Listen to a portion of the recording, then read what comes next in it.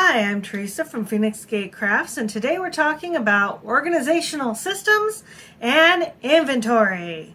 This actually isn't as bad as it sounds, don't worry about it, but it is something that is surprisingly crucial when you are producing products for sale. This is a difficult topic to discuss because different products have different methods and have different stuff you need to keep and organize. So this is going to be different for every maker depending on your product line.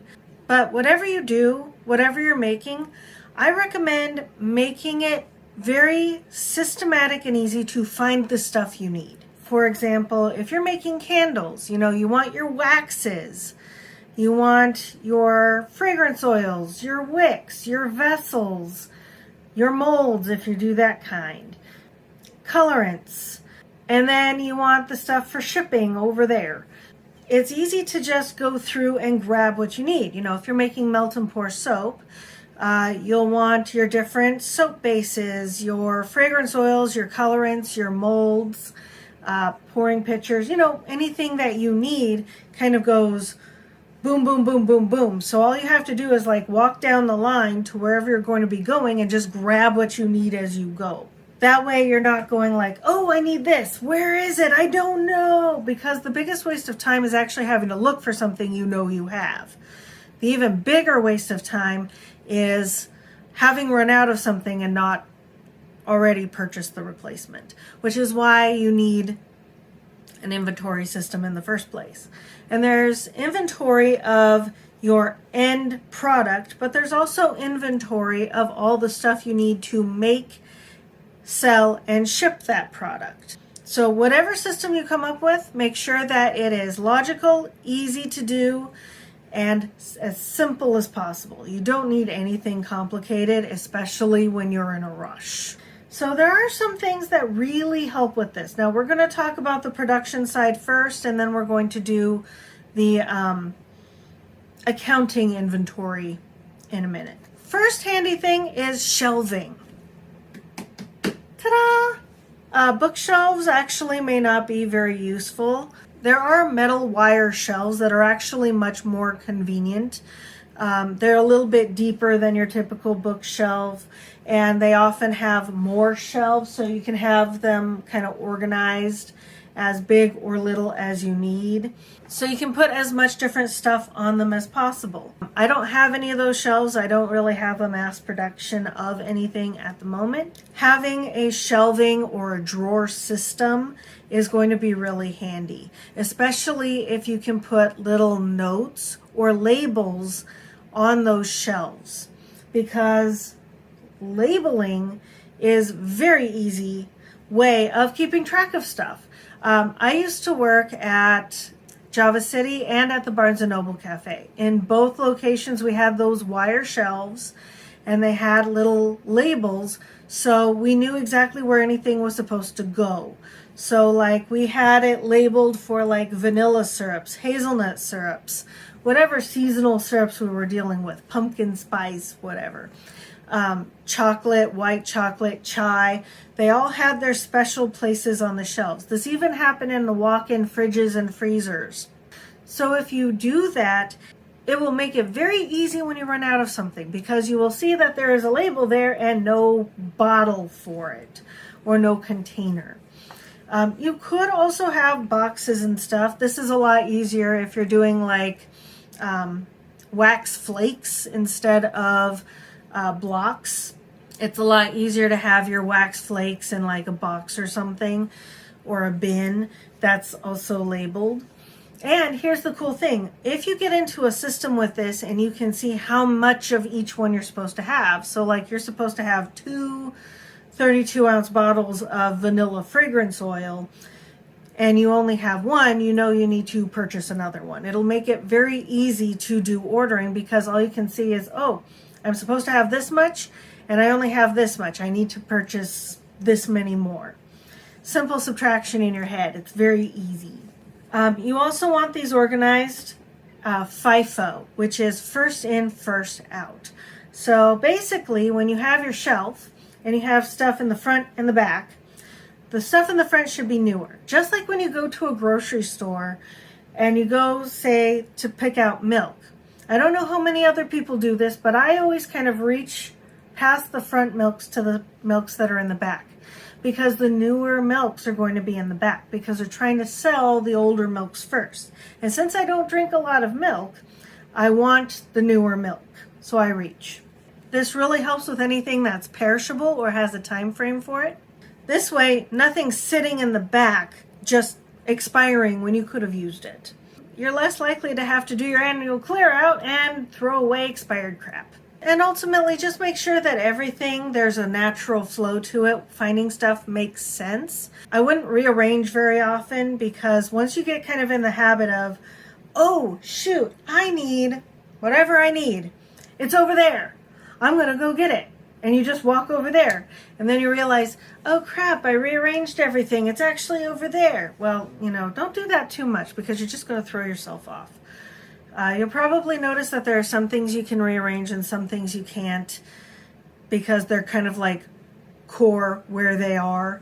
So just keep that in mind, especially if you're working with any employees or spouses or anything like that, because you might change it to be more natural to you. It won't necessarily be more natural or logical to them. Accounting inventory. Now, this is not the same as actually doing accounting. This is having on paper or on your computer your lists, because it's one thing to see what you physically have. It's another to know actually what you have to order. So having some kind of an accounting system will help you keep track of not only what you're spending, but also on what you have and what you need to buy. It's a way of generating a list for purchase and keeping track of the money you spend on those purchases. So there's many different ways to do this. You can do this old school. You can do it entirely on paper with lists that you print out and then you fill out little charts. It is not recommended. That's very old school. Pretty much everything is done online. This can be easily done if you have a laptop or a tablet that you can physically take with you into your stock room and just really quickly go through your stuff and tally it all up. So there are actual inventory programs that you can purchase. I don't really know what any of those are. I never used any myself. But you could do a Google search, or if you're part of a business-oriented group, you can always ask what other people use to do their inventory. There are inventory mixed with accounting programs, so you can keep an eye out for those, because they're kind of a two birds, one stone kind of deal that can make accounting much more simple if you understand them. I'm relatively low tech. I use Microsoft Excel or Google Sheets if you don't want to fork out for Excel. Basically, my system is I have a list going down the side, and this is organized by production, finished products, and shipping items, and then back office items. Because remember, you're not just doing inventory on the stuff you need to make stuff. You're also doing inventory on your end products and anything else that you run through on your daily business. You're not necessarily going to buy all this stuff from the same supplier. Like, I wouldn't purchase paper from Candle Science, but you can definitely keep track of everything that you might need to purchase in one place. So going down, I have everything organized. So I'm going down in sections, and I don't have them in alphabetical order. I do them in the order in which I look at them. So whatever logical order they are on the shelf, that's the order I have them on my list. Or if I'm in my office, like right here, I'm in my office, if I hold, if I have paper, pens, notepads, printer ink going in that way, that's the order I'm going to have it in on my sheet. So all I have to do is look there, there, there, and there, and I can do it very easily. Because, I've never seen a place where you're ordering stuff and you're typing in a search for what you need that requires you do it in alphabetical order. It's just not a thing. You can also add items that are like seasonal fragrances, for example. And you can also, once you've finished with those items, or if something wasn't popular and you decide to take that option away, you can actually hide the row. Then in the columns, so the columns are going up and down, I just at the very top have the date. So inventory, date. And that's the number of each item I have. I should generally know how many of each item I want. And then right next to it, same date, I'll say to purchase. And this gives me my list to purchase. And here's the cool thing with Excel. You can choose rows that you don't want to move, and the rest are scrollable. So that's what I do. That column of names, I just leave that stagnant and everything else can scroll. So I have the most recent date right next to the names as much as possible. Then you just do that, and then the next week or whatever, and then the next time you do inventory, you just do that again, and you do it on the same file. So how frequently should you do your inventory? You hear about stores like at Barnes & Noble when I worked there. We would do a major inventory every year because we had a just-in-time ordering system. So whenever we sold something, it would kind of automatically be ordered again, which most of us who are doing small businesses, it just doesn't work that way. We have to do our own inventory. And that one annual inventory was massive. They would do it over the course of several nights. I don't recommend doing that. That's the hard way to do stuff. I recommend doing it more along the lines of how we did it in the cafe, which was more of a weekly thing.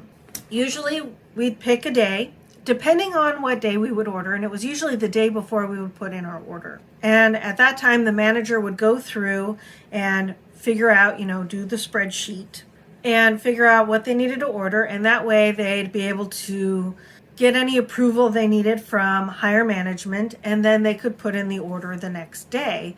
And that way the order always arrived at the same time in the next week. So oftentimes we didn't have a chance to run out of anything because then we'd just be getting the next order the next week. And you can plan for that. So I do recommend doing weekly inventories. Now, if you're slow and you don't need to order anything this week, you don't have to order this week. I still recommend going through and making sure you have enough so that you don't have a chance to actually run out of something. And then once a month, just go through your list. So if you're doing Excel, I do a new sheet every month. It keeps the list really easy to manage. Anything that you're not going to use in the next month, you simply don't transfer over. Any items that are now permanently discontinued, you just don't transfer it over to the next month. And then you only have a month's worth, like 4 dates. It makes it much easier to manage. Then I would annually go through every month, see based on your ordering as well as your sales, what products worked, what products don't, and you can really plan for the next year in terms of what you're going to do, both for your regular line as well as your seasonal lines. Anyway, I hope you found this useful. It was a pretty bare bones thing. So if you have any questions or if you have any really good inventory ideas or recommendation for inventory programs and apps, please put those in the comments because that would actually be very helpful. And next time we're going to go for the very exciting stuff of financing and accounting. Anyway, happy crafting. Bye.